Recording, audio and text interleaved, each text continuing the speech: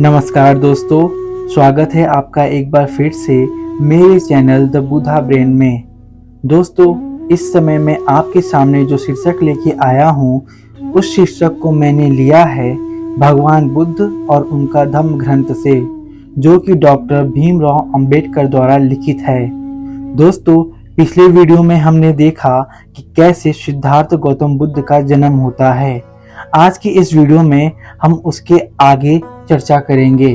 तो आइए स्टार्ट करते हैं। इस शीर्षक का नाम है असित का आगमन। जिस समय बालक का जन्म हुआ, उस समय हिमालय में असित नाम के एक बड़े ऋषि रहते थे। असित ने सुना कि आकाश स्थित देवता बुद्ध शब्द की घोषणा कर रहे हैं। उसने देखा कि वह अपने वस्त्रों को ऊपर उछाल उछाल कर प्रसन्नता के मारे इधर उधर घूम रहे हैं। वह सोचने लगा कि मैं वहां क्यों न जाऊं, जहां बुद्ध ने जन्म ग्रहण किया है।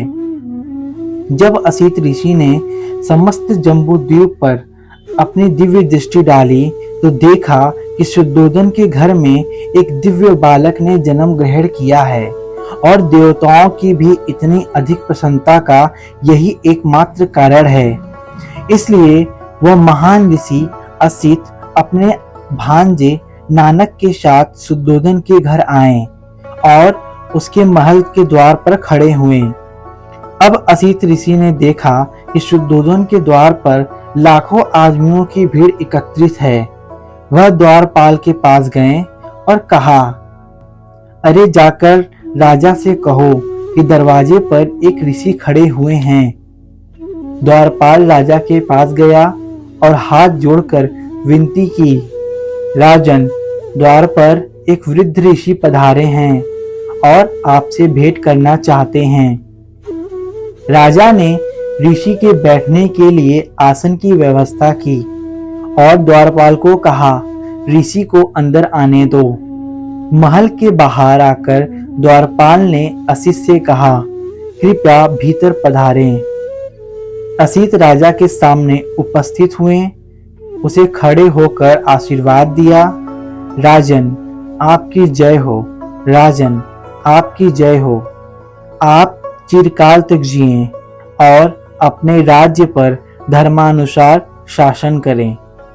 तब शुद्धोधन ने असित ऋषि को दंडवत प्रणाम किया और उन्हें बैठने के लिए आसन दिया। जब उसने देखा कि असित ऋषि सुखपूर्वक आसीन हैं, तो शुद्धोधन ने कहा, ऋषिवर, मुझे स्मरण नहीं कि इसके पूर्व आपके दर्शन हुए हों। आपके यहाँ आगमन का क्या उद्देश्य है? आपके यहाँ पधारने का क्या कारण है? तब असित ऋषि ने राजा शुद्धोधन से कहा, राजन, तुम्हें पुत्र लाभ हुआ है, मैं उसे देखने के लिए आया हूँ। शुद्धोधन बोला, ऋषिवर, बालक सोया है, क्या आप थोड़ी देर प्रतीक्षा कर सकेंगे? ऋषि का उत्तर था, राजन, इस तरह की दिव्य विभूतियां देर तक सोती नहीं रहती, वे स्वभाव से ही जागरूक होती हैं। तब बालक ने ऋषि पर अनुकंपा करके अपने जागते रहने का संकेत दिया। यह देख कि बालक जाग उठा है, शुद्धोधन ने उसे दृढ़तापूर्वक दोनों हाथों में लिया और असित ऋषि के सामने ले आया। असित ने देखा कि बालक 32 महापुरुष लक्षणों तथा 80 आयोजनों से युक्त है। उसने देखा कि शरीर शुक्र और ब्रह्मा के शरीर से भी अधिक दीप्त है और उसका तेजोमंडल उनके तेजोमंडल से लाख गुना अधिक प्रदीप्त है।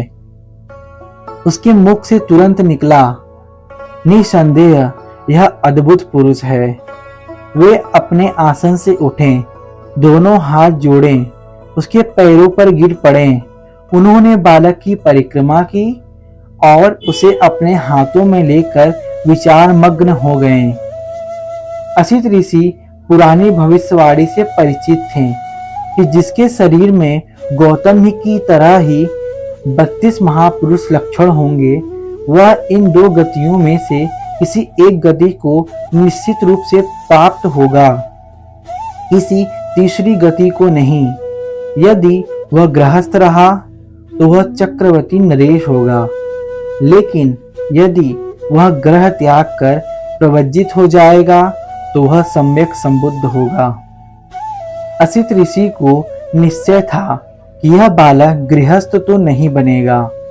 बालक की ओर देखकर वह सिसकियां भर भर कर रो रहा था।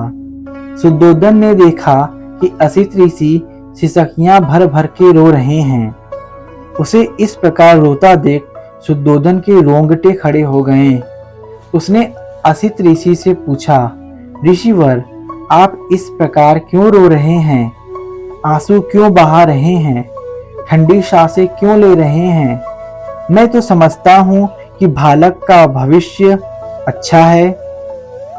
असित ऋषि ने राजा को उत्तर दिया, राजन, मैं बच्चे के लिए नहीं रो रहा हूँ। इसका तो भविष्य निसंदेह अच्छा है। मैं अपने लिए रो रहा हूँ। ऐसा क्यों? शुद्धोदन ने प्रश्न किया। असित ऋषि का उत्तर था, मैं जरा जीर्ण हूँ, वह प्राप्त हूँ। यह बालक निश्चयात्मक रूप से बोधि लाभ करेगा, सम्यक संबुद्ध होगा। तदंतर यह लोक कल्याण के लिए अपना धम्म चक्र प्रवर्तित करेगा, जो इससे पहले इस संसार में किसी ने भी कभी प्रवर्तित नहीं किया है।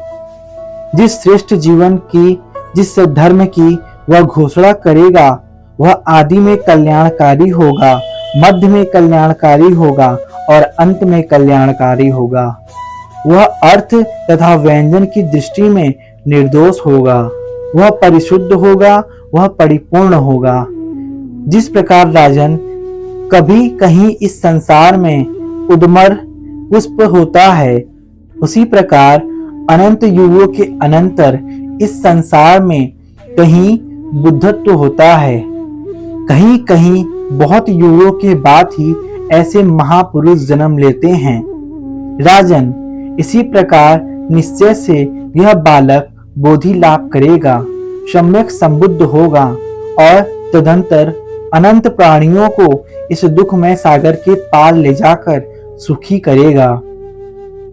लेकिन राजन, मैं बुद्ध को नहीं देख सकूंगा, इसलिए राजन, मैं इसी दुख से रो रहा हूँ। मेरे भाग्य में उस बुद्ध की पूजा करना नहीं बदा है। जब शुद्धोदन ने असित मुनि के मुख से ये भविष्यवाणी सुनी कि उनका बेटा, जिससे वह बहुत अत्यधिक प्रेम करते हैं, वह संन्यास लेकर बुद्ध बन जाएगा, उन्हें इस बात से थोड़ी तकलीफ हुई, लेकिन उन्होंने उस वक्त राजा के बात को इग्नोर किया। तब राजा ने असित ऋषि और उनके भांजे नानक को श्रेष्ठ भोजन से समर्पित किया और वस्त्र दान देकर उनकी परिक्रमा की, उनकी वंदना की, उन्हें प्रणाम किया।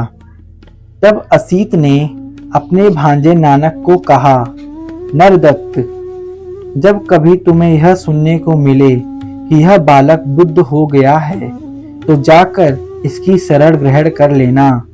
यह तेरे ही सुख के लिए है, तेरे कल्याण के लिए है और तेरे प्रसन्नता के लिए है। इतना कहकर असित ने राजा से विदा ली और अपने आश्रम को चला गया। तो दोस्तों, यह थी कहानी असित मुनि के आगमन और बुद्ध बनने की घोषणा की। आगे की जो कहानी है उसे हम आपको सुनाएंगे हमारे अगले वीडियो में। हमारे अगले वीडियो को देखने के लिए हमसे जुड़े रहें। हमारे साथ बने रहने के लिए आपका बहुत बहुत धन्यवाद।